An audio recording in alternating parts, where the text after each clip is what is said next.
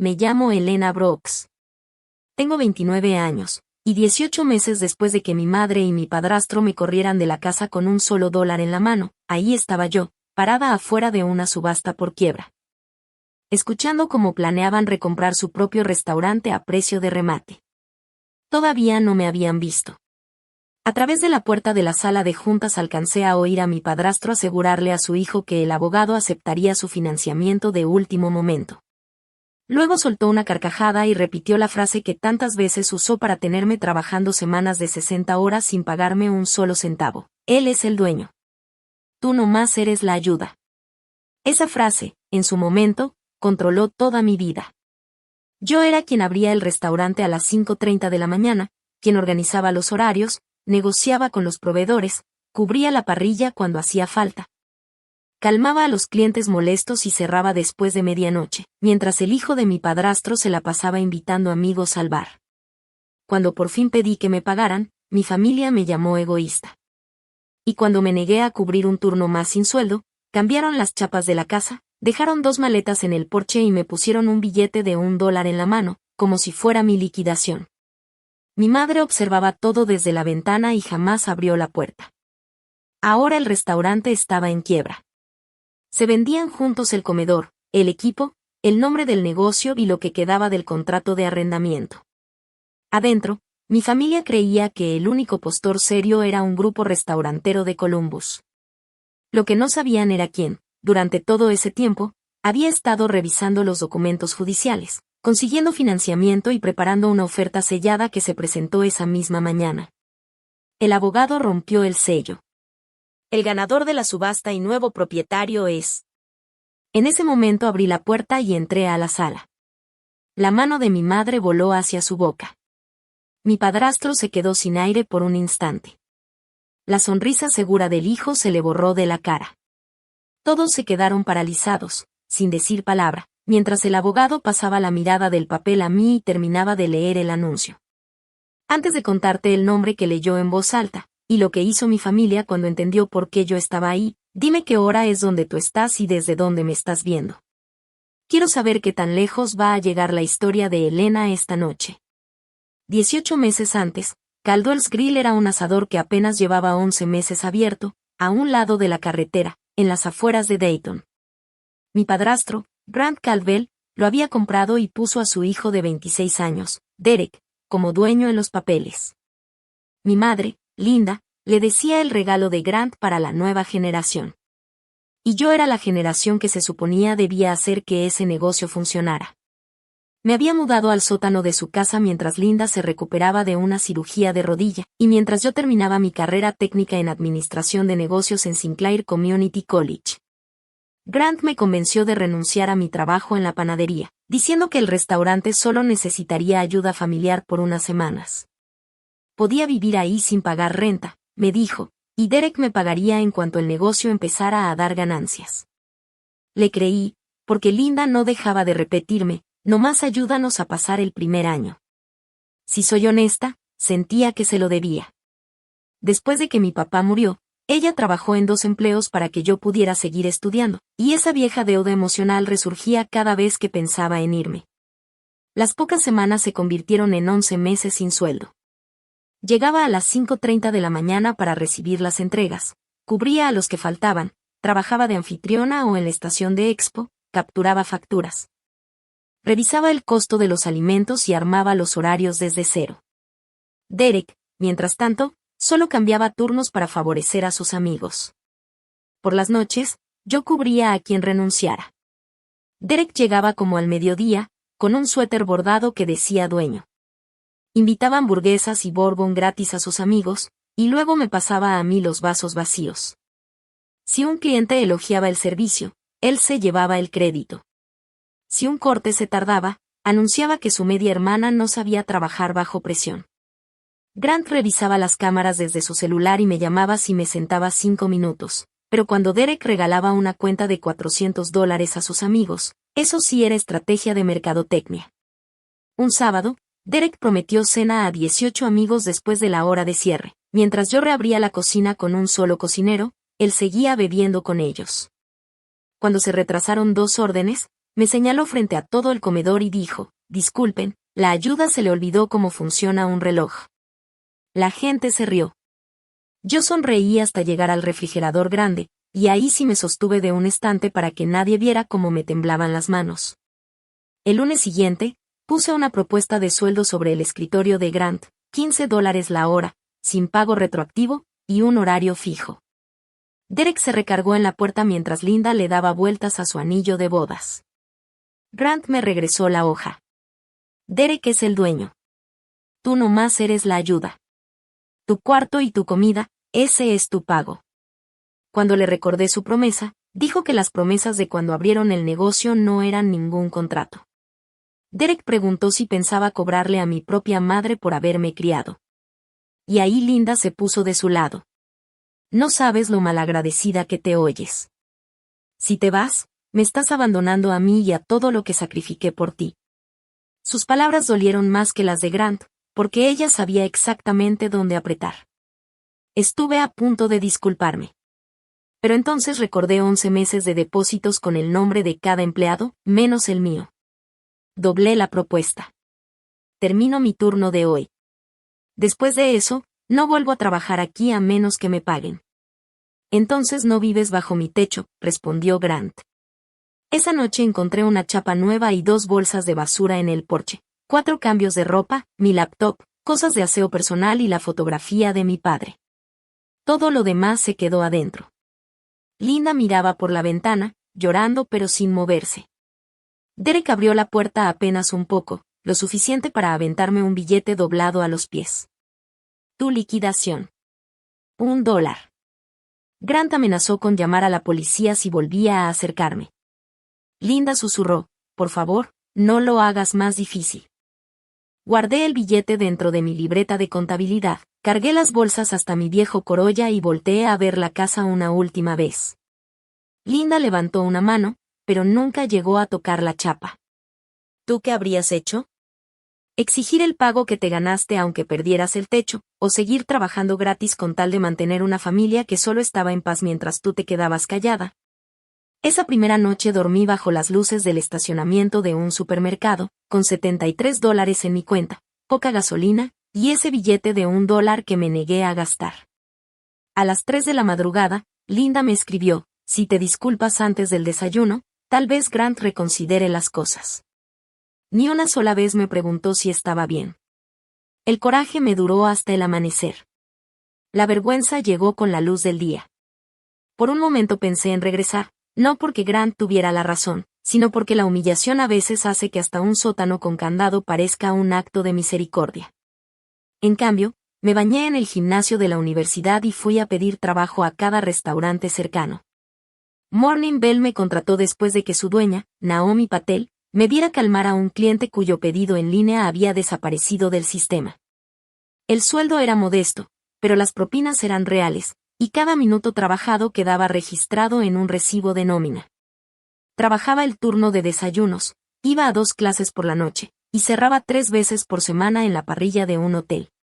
Después de 12 días viviendo en el Corolla, una compañera de la carrera, Tasa, me rentó su sillón por $200 al mes. Se sintió como un lujo, porque esa puerta sí se cerraba con seguro desde adentro. Mi rutina era pies hinchados, cenas en la lavandería y tarea entre turno y turno. Saqué una tarjeta de crédito garantizada en RightPath Credit Union, programé que $20 de cada quincena se fueran directo a mis ahorros, y conseguí una beca de emergencia para terminar la carrera. Pero lo más importante, aprendí cómo funcionan los sistemas de un negocio. Naomi me enseñó cómo un simple 3% de desperdicio podía hacer la diferencia entre sobrevivir o quebrar. Aprendí sobre variación de costo de alimentos, niveles de inventario, y cómo armar horarios según las ventas reales y no según el ego de alguien. Me pagó incluso por rediseñar su sistema de inventario. Por primera vez en mi vida, alguien trataba mi capacidad como un trabajo con valor, y no como una obligación familiar. Mientras tanto, Caldwell Skrill empezó a caerse justo donde yo lo había estado sosteniendo. Un cocinero me escribió que Derek había olvidado hacer el pedido de verdura.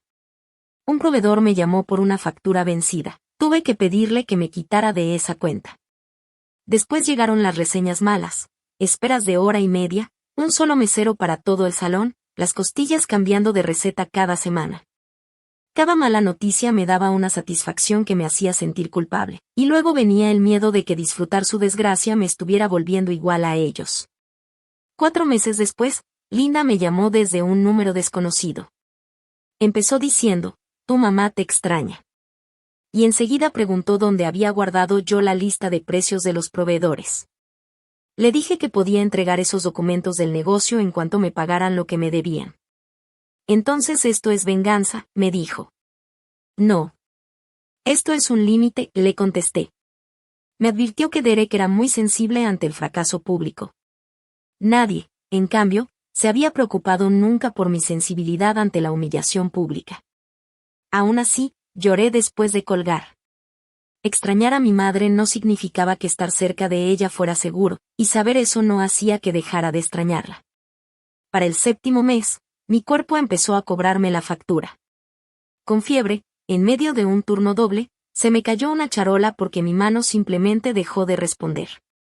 Naomi me encontró detrás de Morning Bell y me mandó a mi casa con 2 días pagados.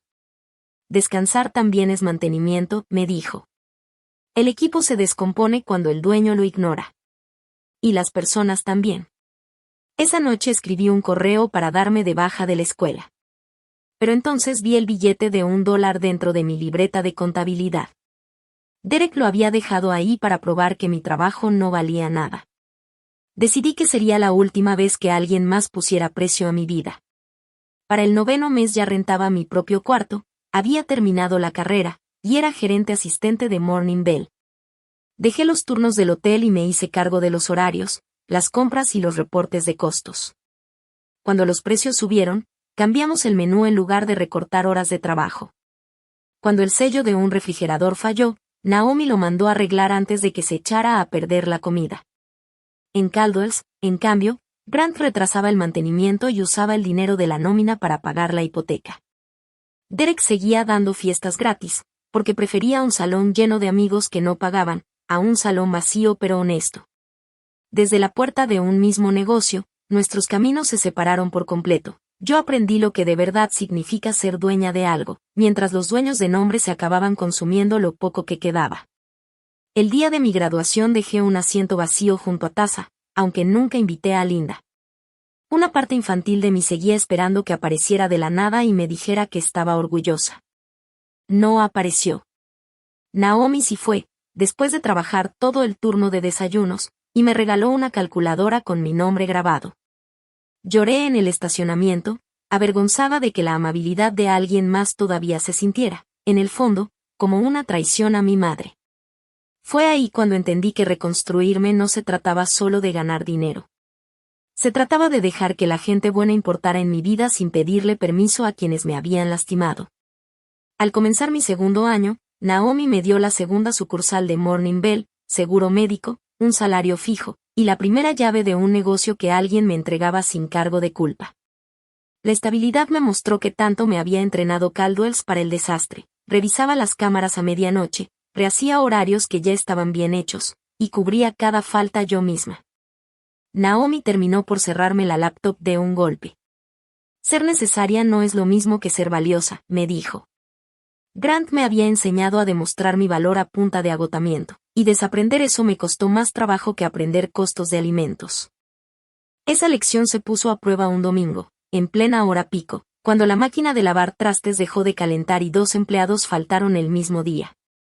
Mi viejo instinto era cerrar la puerta principal, decirle al equipo que nos quedábamos hasta lavar todo, y hacer yo sola el trabajo de 3 personas. Esta vez no. Limité el número de mesas, le pagué tarifa de emergencia a un lavaplatos temporal, les dije la verdad a los clientes sobre el tiempo de espera, y cerramos a la hora normal. Perdimos ventas ese día, pero nadie trabajó gratis y ningún empleado agotado renunció. A la mañana siguiente, todos los clientes de siempre regresaron. Ahí empecé a entender que administrar bien un negocio no significa evitar toda pérdida. A veces significa elegir la pérdida que no destruye a tu gente.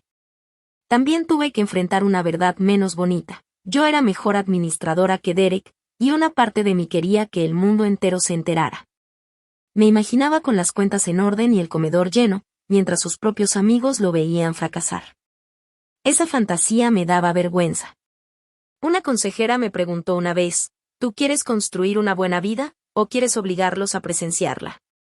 No tuve una respuesta honesta. La venganza y la ambición, de lejos, se visten casi igual. Fue entonces cuando una empresa regional de hospitalidad me ofreció $8,000 más al año por un puesto de oficina, de lunes a viernes.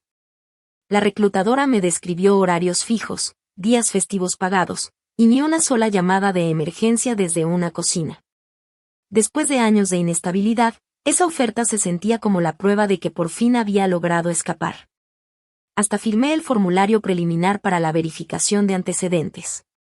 Sin embargo, una tarde de prueba en ese nuevo empleo, sentada en una oficina sin ventanas, corrigiendo reportes de restaurantes a los que jamás iba a poner un pie. Me di cuenta de que no quería alejarme de la industria que Grant había envenenado para mí. Quería demostrar, primero que nada a mí misma, que se podía manejar un negocio sin miedo. Rechazar ese sueldo me daba pánico, porque significaba elegir un camino incierto sin poder culpar a mi familia por esa decisión. Aún así, dije que no, me inscribí en un diplomado de finanzas para pequeños negocios, y le pedí a Naomi que me enseñara sobre contratos de arrendamiento comercial, seguros, impuestos de nómina, gravámenes de proveedores, y la diferencia entre comprar una empresa completa y comprar solamente sus activos. Esa diferencia se volvió importante cuando nuestro distribuidor de carne me comentó que Caldwell's ya solo trabajaba de contado, después de que les rebotaran 3 pagos seguidos. Los registros públicos mostraban que Grant había hipotecado su casa otra vez, que una financiera tenía gravámenes sobre el equipo del restaurante, y que los impuestos estaban en un plan de pagos atrasados. En silencio, empecé a estudiar cómo funcionan las ventas de activos por quiebra bajo el capítulo 7, descargué paquetes de licitación, leí cláusulas de cesión de contratos de arrendamiento. Y hasta fui a la subasta de una pizzería cerrada solo para entender bien el proceso. Me decía a mí misma que era preparación general, por si surgía cualquier oportunidad algún día, pero la verdad es que solo pensar en Caldwell's me aceleraba el pulso. Yo conocía su flujo de clientes, su refrigerador que ya fallaba, sus patrones de desperdicio, y las familias del barrio que seguían siendo leales a ese lugar. Pero también sabía que ahí había vivido el peor año de mi vida adulta. Comprarlo podía ser una jugada inteligente, o simplemente una manera cara de seguir peleando con mi familia. Para separar la preparación de la venganza, escribí 3 reglas en mi libreta. La oferta tenía que estar respaldada por un avalúo independiente, el plan de negocio tenía que funcionar sin un solo dólar de trabajo sin pagar. Y me retiraría de la subasta si el precio pasaba de un tope fijo que yo misma establecí. Esas reglas importaban porque la emoción siempre encuentra palabras bonitas para justificar la imprudencia. Si el restaurante algún día salía a la venta, serían los números, y no mi coraje, los que decidirían si yo entraba a esa sala. 11 meses después de haberme corrido de la casa, Linda se apareció en Morning Bell. No vino a disculparse. Grant había vuelto a hipotecar la casa, y ella quería que yo regresara por 6 semanas, a $10 la hora, menos de lo que ganaban nuestros propios lavaplatos. Derek seguiría siendo el dueño en papel y se quedaría con las ganancias. No es momento de estarlo castigando, me dijo. Me negué a volver al mismo lugar donde ella misma me había dejado afuera con la puerta cerrada. Sus últimas palabras fueron, si perdemos la casa, voy a saber que tú lo pudiste haber evitado. La culpa me cayó exactamente donde ella apuntaba. Naomi me escuchó y solo dijo, un negocio que sobrevive gracias al trabajo gratis de un familiar, ya está en quiebra desde antes. Que tú regreses no arregla nada, nomás atrasa el papeleo. Bloqueé el número de Linda con el pulgar temblando sobre la pantalla. Negarme a rescatarlos fue la primera decisión sobre mi futuro que tomé sin necesitar que ellos la entendieran. Caldwell's Grill no cayó en una sola noche dramática. Se fue muriendo poco a poco, por decisiones ordinarias, tomadas por hombres que creían que enfrentar las consecuencias era una falta de respeto hacia ellos. Derek le recortó las horas al gerente de cocina más experimentado, después de que el hombre cuestionara por qué se seguía regalando licor a los amigos. El gerente renunció, y 3 cocineros se fueron detrás de él en menos de un mes. Grant los reemplazó con trabajadores más baratos, pero casi no les dio ninguna capacitación. Los platos regresados a la cocina aumentaron. Para proteger las calificaciones en línea, Derek empezó a regalar más comidas gratis, lo cual bajaba los ingresos justo cuando el gasto en alimentos iba subiendo. Cuando el refrigerador grande comenzó a calentarse por las noches, Grant prefería pagar reparaciones temporales una y otra vez, en lugar de simplemente cambiar el compresor. En una inspección encontraron carne almacenada a una temperatura insegura. El condado suspendió el permiso sanitario del restaurante por 6 días, mientras tiraban todo el inventario contaminado, reparaban el refrigerador, y pasaban una segunda inspección. El cierre en sí fue breve. Las capturas de pantalla de esa noticia, en cambio, duraron mucho más tiempo circulando. Los proveedores empezaron a exigirles pago de contado. La compañía de mantelería les canceló el servicio. Grant comenzó a comprar ingredientes en clubes de mayoreo con sus tarjetas de crédito personales, así que las recetas cambiaban según lo que hubiera disponible ese día. Los empleados notaron que sus cheques llegaban 2 o 3 días tarde. Una mesera llamada Camille, la misma que una vez cubrió mi turno el día de mi cumpleaños, me mandó una foto de un comedor vacío en pleno viernes por la noche. La mitad de los focos del letrero de Caldwell's ya ni prendían. Me escribió: ya me voy. No puedo seguir disculpándome por gente que no piensa arreglar nada. La ayudé a conseguir trabajo en otro restaurante y me contuve de preguntarle más detalles. Sentí un alivio complicado que hasta a mí me asustó. Yo esperaba que su fracaso se sintiera como una puerta que por fin se abría. En cambio, se sentía como ver comida pudrirse en un refrigerador que yo misma les había advertido que arreglaran. El restaurante nunca fue inocente. Grant lo usó para controlarme, Derek lo usó como su escenario personal, y Linda lo usó como prueba de lealtad. Pero los cocineros, los meseros, los proveedores y los clientes de siempre no merecían pagar por ese daño. Me acordé de una pareja de ancianos que iba cada jueves a compartir un pan de carne, de un lavaplatos de preparatoria que ahorraba para su primer carro, y de un repartidor de verdura que siempre acomodaba los jitomates con mucho cuidado. Sus pérdidas no se volvían justicia solo porque Grant también estuviera sufriendo. Cuando la gente que alguna vez te humilló empieza a caerse a pedazos, ¿sientes victoria? ¿O por fin te das cuenta de todo lo que estaban dispuestos a perder, con tal de nunca admitir que tú tenías la razón? 14 meses después de que me fui, el restaurante se declaró en quiebra bajo el capítulo 7. La solicitud pública mencionaba más de $300,000 entre deudas garantizadas y sin garantía, aunque esa cifra incluía préstamos de equipo, impuestos, saldos con proveedores, y una parte que Grant y Derek habían garantizado con su firma personal. Como el negocio solo rentaba el local, el síndico de la quiebra planeaba subastar el nombre comercial, los muebles, el equipo de cocina, el inventario restante, los permisos transferibles y el derecho a hacerse cargo del contrato de arrendamiento, siempre y cuando el dueño del local lo aprobara. La casa de Grant no formaba parte automáticamente de la venta del restaurante, pero el préstamo sobre el valor de su casa, el que había usado para mantener el negocio a flote, todavía tenía que pagarse.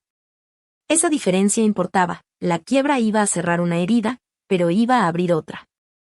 Linda me dejó un mensaje de voz desde el teléfono de Camille, porque sus propias llamadas ya las tenía bloqueadas. Tu hermano está perdiendo todo, me dijo. Derek nunca fue mi hermano, pero ella usaba esa palabra cada vez que necesitaba hacerme sentir obligada. Me contó que Grant tenía un plan para comprar los activos del restaurante a través de una nueva empresa, con ayuda de un amigo, así podían borrar la deuda vieja y volver a abrir bajo un nombre casi idéntico al anterior. Quería que yo les prestara mis hojas de cálculo de operación para presentárselas al nuevo prestamista y, si se lo pedían, que confirmara que Derek había estado a cargo de la operación diaria del negocio. Esa última petición terminó de borrar cualquier duda que me quedara. Hasta en el borde mismo de la quiebra, seguían queriendo mi trabajo y el crédito de él. Les mandé un solo correo: no voy a hacer declaraciones falsas, no voy a dar trabajo gratis, ni voy a participar en ninguna operación diseñada para tergiversar quien administró realmente el negocio.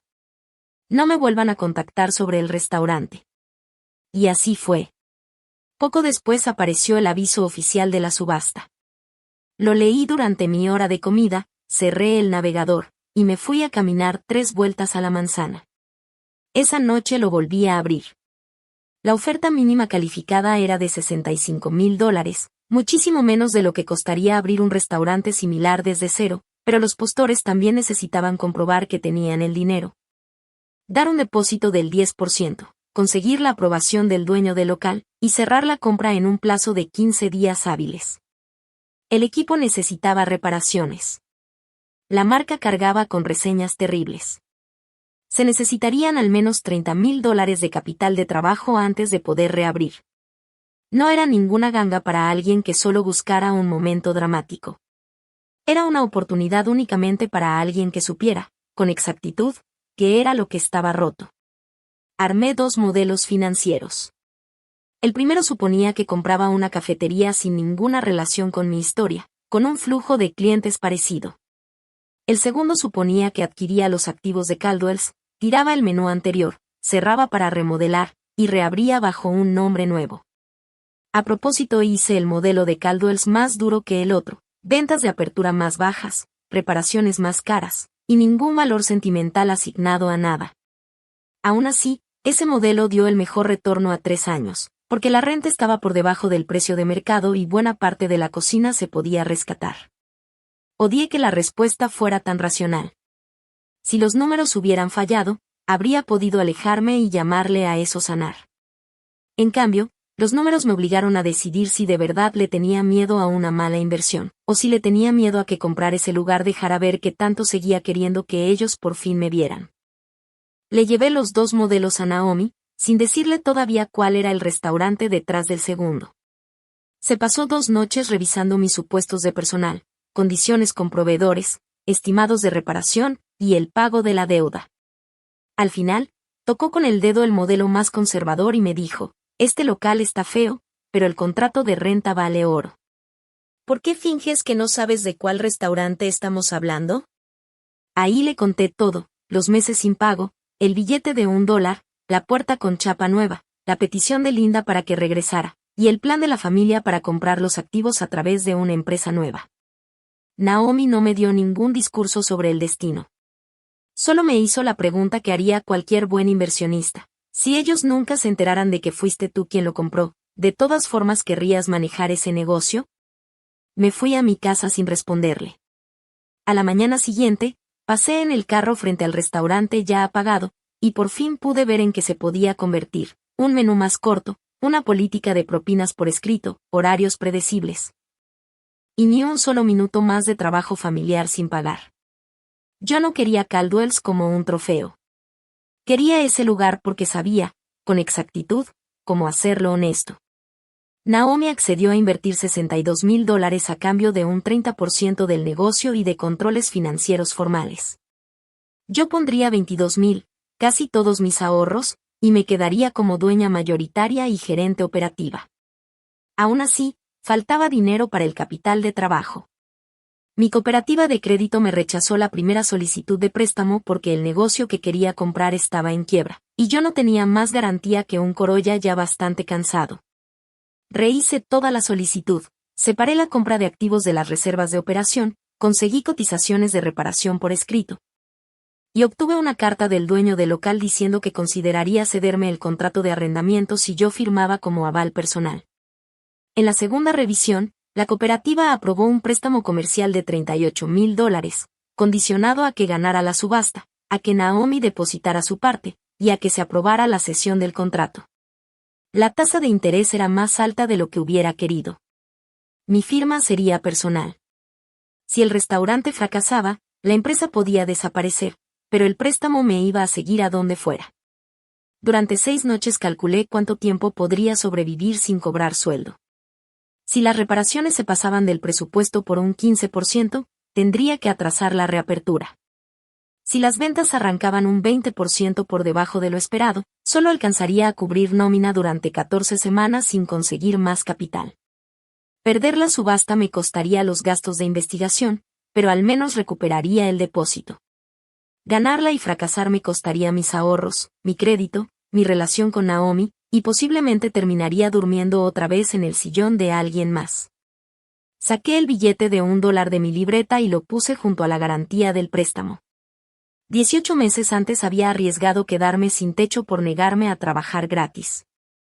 Ahora estaba considerando arriesgar mi estabilidad para crear trabajo pagado para otras personas. El valor no se sintió más grande la segunda vez. Se sintió más informado. Ocultamos mi participación por estrategia de negocio, no por hacer drama. La oferta se presentó a nombre de una empresa llamada Capertable Hospitality. Naomi apareció como la representante autorizada para las comunicaciones iniciales. Solo el síndico de la quiebra, el dueño del local, nuestro abogado y la cooperativa de crédito sabían que yo controlaba el 70%.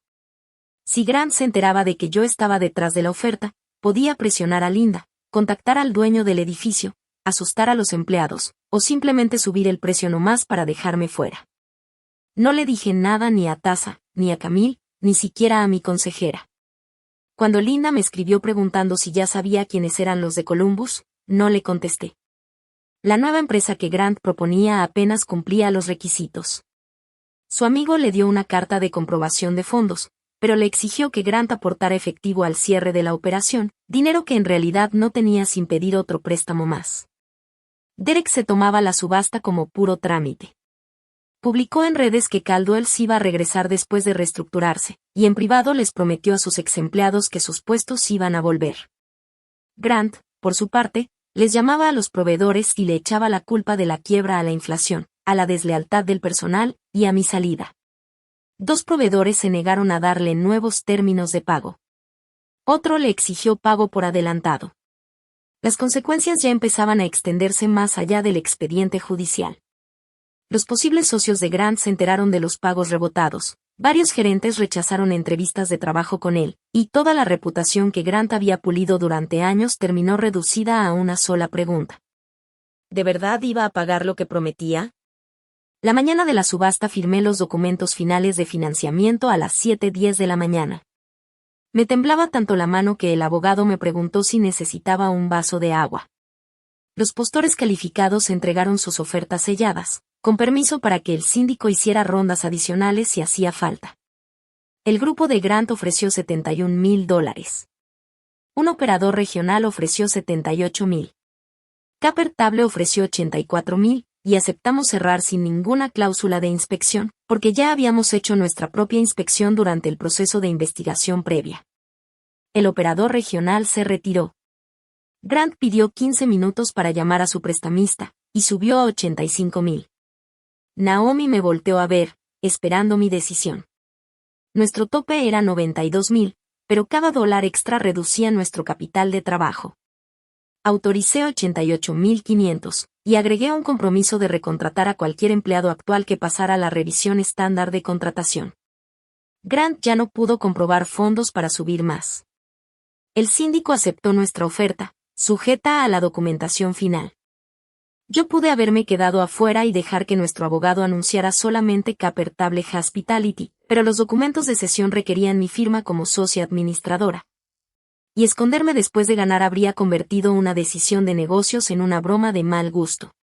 Caminé hacia la sala de juntas con el billete de $1 todavía suelto dentro de mi libreta, y me detuve un momento con la mano sobre la puerta. Si entraba, mi familia lo iba a llamar venganza. Y una parte de mí sabía que no estarían del todo equivocados. Respiré una vez, abrí la puerta, y escuché al abogado empezar a hablar. El ganador de la subasta y nuevo propietario es Capertable Hospitality, controlada por su socia administradora, Elena Brooks. El abogado leyó las palabras tal cual estaban escritas. Durante varios segundos, nadie se movió. La mano de Linda le tapó la boca. Grant me miró a mí, luego miró a Naomi, como esperando que alguna de las dos admitiera que todo era un error de papeleo. Derek soltó una risa corta que no tenía nada de gracia. Ella no puede ser la dueña, dijo. Ella era nomás una asistente sin sueldo. El síndico revisó el expediente de calificación y contestó, la señora Brooks es la dueña mayoritaria, avala el préstamo, y es la cesionaria aprobada del contrato de arrendamiento. Nada de lo que yo hubiera podido decir habría cortado tan limpio como esa lista de hechos ya comprobados. Grant me acusó de robarme el negocio familiar. Nuestro abogado le recordó que la subasta había sido pública, y que su grupo simplemente decidió no ofrecer más. Derek insistió en que yo había aprendido todo de él. Y entonces Linda susurró, ¿cómo le pudiste hacer esto a tu propia madre? Eso casi me quiebra por completo. Porque incluso en ese momento, ella seguía actuando como si fuera la abandonada. Solo le contesté, yo nunca fui nomás la ayuda. Yo era el trabajo que ustedes se negaron a valorar. Y después pregunté dónde tenía que firmar. No di ningún discurso, no exigí ninguna disculpa, y nunca le enseñé a Linda el billete de $1. Todavía nos faltaba cerrar la compra, reparar la cocina, y darle una respuesta a los empleados que esperaban saber si iban a poder pagar su renta ese mes. Su cara de sorpresa no fue la meta final. Fue apenas un minuto dentro de una responsabilidad mucho más grande que apenas empezaba. Afuera del edificio, me temblaba tanto la mano que ni siquiera pude desbloquear el celular. Las lágrimas guardaban esa noche entera, la del carro, la de Linda detrás de la ventana, y los 11 meses sin cobrar un centavo. Naomi esperó en silencio hasta que pude volver a respirar. ¿Te arrepientes?, me preguntó. Todavía no lo sé, le contesté. Ganar solo se ve sencillo desde afuera. Por dentro, en la persona que lo está viviendo, el alivio y el duelo pueden sentarse en la misma silla al mismo tiempo. El premio no terminó con el restaurante. El préstamo sobre el valor de la casa de Grant seguía ahí, así que él y Linda tuvieron que vender la casa antes de que se las quitara el banco, y se mudaron a un departamento pequeño en Kettering. Linda consiguió un trabajo de medio tiempo en la salchichonería de un supermercado. Yo no celebré eso. Un trabajo honesto nunca fue una humillación. Lo que de verdad le dolió fue descubrir que Grant la culpaba a ella por haber apoyado a Derek, mientras que Derek los culpaba a los dos por haberlo nombrado dueño antes de que estuviera listo. Los amigos de Derek desaparecieron junto con las bebidas gratis. Sus solicitudes para puestos de gerente se caían cada vez que revisaban referencias y salía a relucir la nómina atrasada y la suspensión del permiso sanitario. Así que terminó trabajando por hora en una cadena de restaurantes. Grant intentó meterse en 2 proyectos de restaurantes nuevos. Un socio se echó para atrás en cuanto revisó lo de la quiebra, y el otro solo le ofreció un puesto asalariado, sin ningún control sobre el dinero. Sus nombres no se dañaron por chismes míos, se dañaron por los documentos que ellos mismos firmaron y las cuentas que nunca pagaron. Antes de que se cumpliera un año, Linda y Grant se separaron. En una carta, ella me admitió que había convertido mi gratitud en una deuda que yo jamás iba a poder terminar de pagar. Cuando se quedó parada detrás de esa ventana, en el fondo esperaba que yo regresara antes del amanecer, arrepentida y obediente. Se disculpó, y luego me pidió ayuda para pagar su renta. Le mandé información sobre programas de asistencia del condado y le dije que tal vez algún día iría a terapia con ella, pero que no me iba a convertir en su respaldo financiero. La compasión no significaba regresar al mismo arreglo que tanto daño me había hecho. Cerramos el restaurante 7 semanas, reparamos el refrigerador, limpiamos toda la cocina a fondo, acortamos el menú y quitamos el letrero de Caldwell's. Le puse un nombre nuevo, de Copper Table, porque el cobre es un metal que se transforma bajo presión sin perder su fuerza. Camille regresó como gerente de servicio. El antiguo gerente de cocina volvió, ahora como chef, con autoridad real sobre su área. Cada puesto tenía, por escrito, su sueldo, sus horarios, su política de comidas, y a quién le reportaba. Naomi también revisó mis controles financieros de arriba a abajo, ningún familiar iba a recibir un puesto sin ganárselo, y nadie iba a trabajar fuera de su horario registrado. La primera semana de apertura fue un desastre. La máquina de lavar trastes falló. Los tiempos de las órdenes se atrasaban un montón. Y una persona nos dejó una reseña acusándonos de solo disfrazar a Caldwell's con otro nombre. Le contesté que había cambiado el dueño, la administración, el menú, y hasta las condiciones de trabajo del personal. Para el 4.º mes, las ventas ya superaban el pronóstico conservador que habíamos calculado. Para el 9.º mes, ya habíamos vuelto a llenar la reserva de reparaciones. En el aniversario, mandé enmarcar ese billete de $1 y lo colgué en la oficina de atrás, bajo una placa de bronce que dice, el último $1 sin pagar. Derek vino a visitarme una sola vez, y me preguntó si había comprado el lugar solo para humillarlo. Al principio, una parte de mí sí quería que lo vieras, le admití. Pero no iba a manejar un negocio durante años solo para castigarte por un momento. Tú, sin querer, me enseñaste lo que no significa ser dueño de algo. No lo perdoné. Solamente dejé de necesitar que él sufriera para poder sentirme libre. Antes yo pensaba que la venganza significaba regresarles esa misma sensación de no tener control. Pero la verdadera victoria fue que su definición de mi valor ya no dirigía ninguna de mis decisiones. Me quedé con el lugar, no con su apellido. Conservé el billete de $1, pero dejé de vivir atrapada en ese momento. El trabajo familiar merece un sueldo. La gratitud no es un contrato laboral. Y el amor que exige silencio, pobreza u obediencia, no es amor, es control disfrazado con una cara conocida. Así que dime tú, si compraras el mismo lugar que alguna vez usaron para hacerte sentir insignificante, ¿lo conservarías como prueba de lo que lograste superar, o lo venderías para por fin soltar el pasado? Yo elegí una tercera opción. Me quedé con el negocio, le cambié el significado, y me aseguré de que nadie que trabajara para mí volviera a escuchar jamás que era, no más la ayuda, punto. Esperamos que esta historia te haya dejado emociones, algo de suspenso, y una lección que te sirva. Esta narración es ficción, creada únicamente con fines de entretenimiento dramático y valor educativo. Y ojalá te quede claro algo, alejarte de alguien no significa que nunca te importó.